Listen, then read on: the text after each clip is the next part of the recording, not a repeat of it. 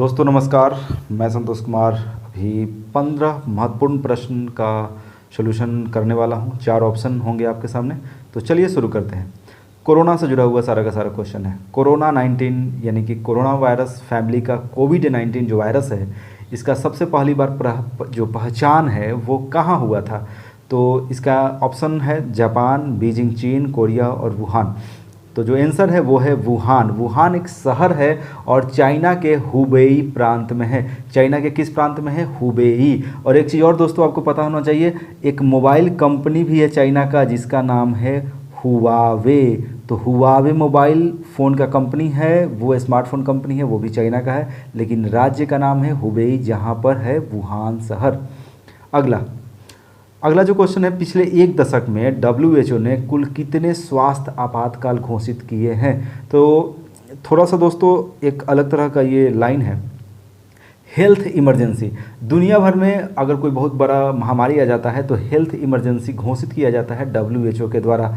तो अभी जो कोरोना वायरस की वजह से हेल्थ इमरजेंसी घोषित किया गया है पूरी दुनिया भर में, ये 6ठा नंबर का है। इसका नंबर क्या है?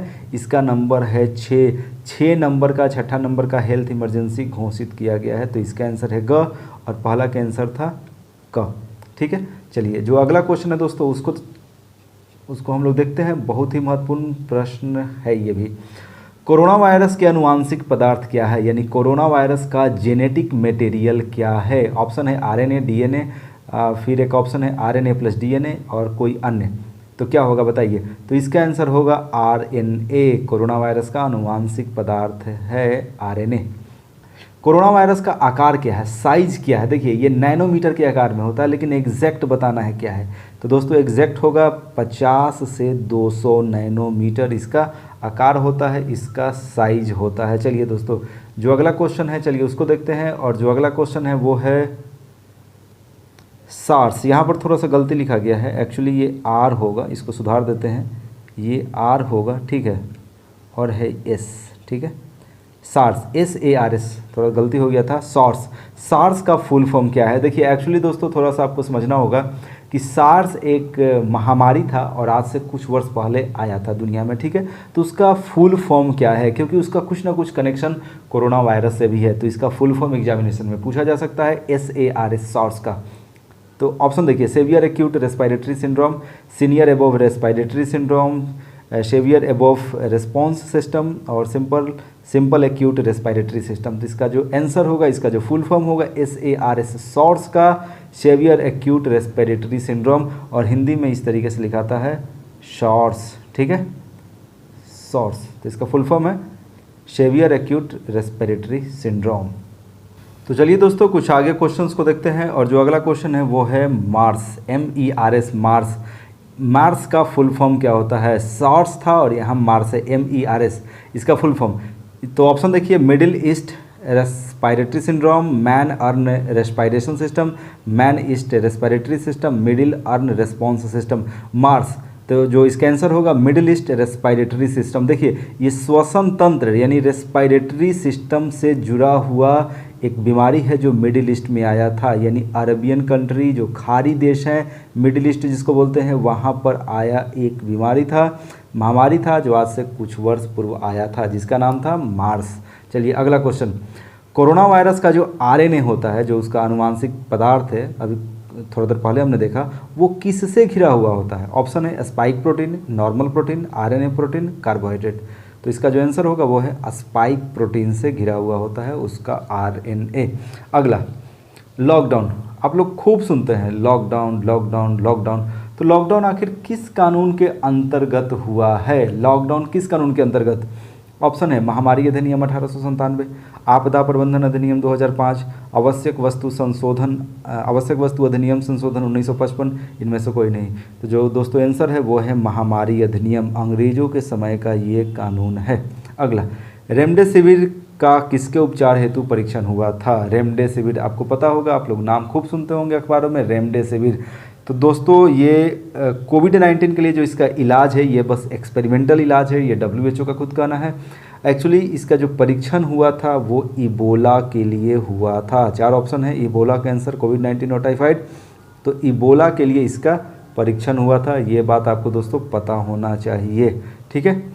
प्लाज्मा आप लोगों ने सुना होगा अखबारों में, दिल्ली और हरियाणा राज्यों में कम से कम, कि प्लाज्मा का उपयोग खूब हो रहा है, कई राज्यों में हो रहा है, बहुत सारे हॉस्पिटल में हो रहा है कोरोना वायरस से जुड़ी हुई संक्रमण को रोकने के लिए। तो जो प्लाज्मा उपयोग को सर्वप्रमुख सहमति किसने दिया, किस संस्थान ने कहा कि हाँ प्लाज्मा का जो उपयोग करना सही है? क्योंकि देखिए एक्चुअली होता क्या है कि मान लिया कि ये कोई आदमी है, ठीक है, इनको कोविड-19 जो बीमारी है वो हुआ था, क्या हुआ था? कोविड-19 इनको हुआ था, ठीक है। इन्होंने प्लाज्मा तकनीक अपनाया और ये ठीक हो गए, ये आदमी ठीक हो गए। इसके बाद इनके शरीर का जो प्लाज्मा है वो किसी दूसरे व्यक्ति को दिया जाएगा जो कोरोना वायरस से संक्रमित है। क्योंकि ये कोरोना वायरस से रिकवरी कर चुके हैं तो इनके शरीर में बन जाएगा एंटीबॉडी। इनके शरीर में क्या बन जाएगा? एंटीबॉडी इनके शरीर में बन जाएगा। इसलिए इनके प्लाज्मा को दिया जाएगा, चढ़ाया जाएगा एक ऐसे पेशेंट के बॉडी में जो कोरोना वायरस से ग्रसित है, क्योंकि कोरोना वायरस का एंटीबॉडी इनके शरीर में बन चुका है। ठीक है। तो क्वेश्चन है प्लाज्मा उपयोग को सबसे पहले सहमति किसने दिया, सर्वप्रमुख सहमति? तो वो है यूएसएफडीए, अमेरिकी खाद्य एवं औषधि प्रशासन, United nation food and drug administration, अमेरिकी खाद्य एवं औषधि प्रशासन। चलिए दोस्तों आगे देखते हैं क्वेश्चन नंबर 11। क्वेश्चन नंबर 11 है रिटोनाविर और लोपिनाविर। देखिए नाविर करके है दो, रिटोनाविर और लोपिनाविर। रिटोनाविर और लोपिनाविर किस बीमारी का दवा है? तो ये एक्चुअली दवा है HIV एड्स का, और अभी कोरोना पेशेंट को ये दवा दिया जा रहा है। ये दवा एक्सपेरिमेंटल बेसिस पर दिया जा रहा है, WHO का ये गाइडलाइन भी है।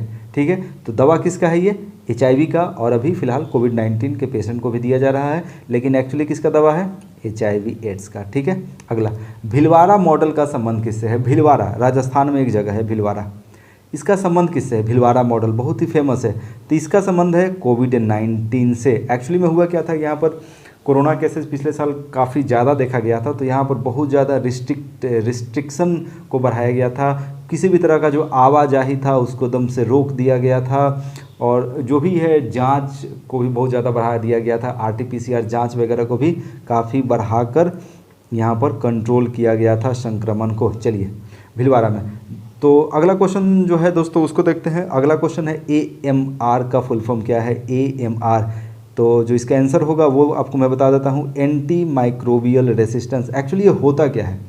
अब आप कहिएगा सर AMR आखिर होता क्या है? तो वो देखिए, अब जैसे कि दोस्तों कोविड-19 क्या है? एक तरह का वायरस है। अब कोविड-19 वायरस हो या बहुत सारा ऐसा जीवाणु हो, यानी बैक्टीरिया हो या कवक हो, तो उसके लिए अगर आप कोई दवा देते हैं, ठीक है, और उस दवा के विरुद्ध में जो वायरस है वो मतलब उसके विरुद्ध में हो जाता है, वो दवा उस वायरस के खिलाफ काम ही नहीं करता है, तो वैसे अवस्था को कहा जाता है एंटी माइक्रोबियल रेसिस्टेंस, यानी प्रति सूक्ष्मजीवी प्रतिरोध। यानी ये वायरस इतना मजबूत हो जाता है कि वो दवा काम ही नहीं करता है। ठीक है। तो वैज्ञानिकों को यही चिंता है कि कोविड-19 भी कहीं ऐसा ना हो जाए। ठीक है ना। चलिए अगला, कोविड-19 महामारी कब घोषित हुआ? मार्च 2020, मई 2020, अप्रैल 2020, जनवरी 2020। एग्जैक्ट तारीख बताना है तो मार्च 2020 इसका आंसर होगा। ठीक है, मार्च 2020। चलिए अगला क्वेश्चन, राष्ट्रीय खाद्य सुरक्षा अधिनियम, आपने नाम कहीं ना कहीं सुना होगा। राष्ट्रीय खाद्य सुरक्षा अधिनियम किस वर्ष का है? जिसके तहत दोस्तों 2 रुपये गेहूँ और 3 रुपये चावल दिया जाता है PDS दुकानों पे, PDS यानी कि जन वितरण प्रणाली के दुकानों पर। तो कब का है ये अधिनियम? 2012, 13, 16, 18 बताइए कब का है? तो ये है 2013 का अधिनियम है ये। अब आप कहिएगा कोरोना से जुड़ा हुआ ये क्वेश्चन तो नहीं है सर, तो देखिए एक्चुअली है क्या, इस योजना के तहत पिछले वर्ष लाखों लोगों को मतलब फ्री में, इस रेट पर भी नहीं, मुफ्त में चावल, गेहूं और 1 किलो दाल का व्यवस्था किया गया था पिछले वर्ष। तो यहाँ तक दोस्तों मैंने अभी तक 15 प्रमुख क्वेश्चंस को देखा कोरोना से जुड़ा हुआ। तो चलिए थैंक यू, धन्यवाद।